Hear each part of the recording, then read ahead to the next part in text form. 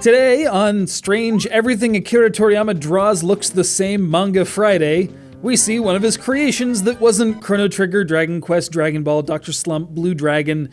Dude freaking loves dragons. Huh. Anyway, this isn't any of those. It's Go Ackman 3 for the Super Famicom, which pretty much no one outside of Japan has heard of. Maybe it's because it's 55 pages long. The whole of it, 11 one-shot chapters and some serialized manga monthly, 5 pages each. That's it. And all that ended up covered in the first of the 3 Go Ackman games. It should speak for itself then that the games managed to pull their weight well enough for 2 more entries in the series, encompassing all new material.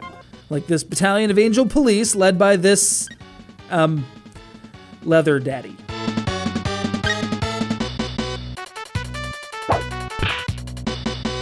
So that's what the angels in this game look like. The devils, on the other hand, well, dude's almost indistinguishable from Trunks, let's face it. Ackman, there's a people-killing, soul-collecting, soul-selling demon maniac who's constantly stymied by the cherubic, there's a word you don't use every day, Tenchi-kun, who's been deposed by that aforementioned burly chap and forced into an uncomfortable alliance with his mortal enemy. So begins what could have been a bad buddy cop movie, but in fact manifests itself as a freaking awesome platformer, pretty much the platonic ideal of what I look for in a 16-bit game.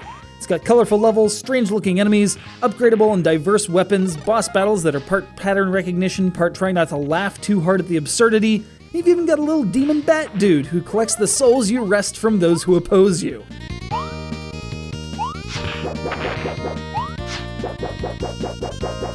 Ackman there, or Tenchi in certain areas, can wield swords, guns, and boomerangs, pitch screen-clearing bombs if things get too hairy, swing with a low kick, or pull a Mega Man-style slide.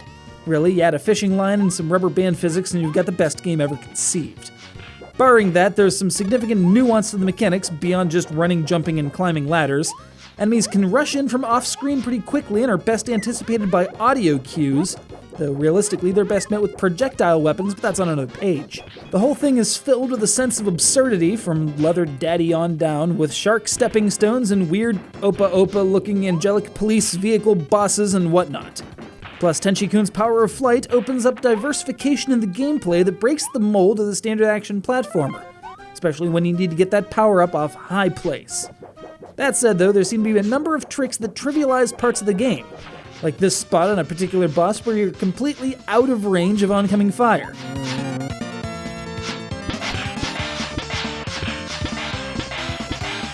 I hesitate to bring up this dude who looks like a Clancer straight out of Mischief Makers, but it can apparently be duped into using the same attack over and over again by standing the correct distance away from him.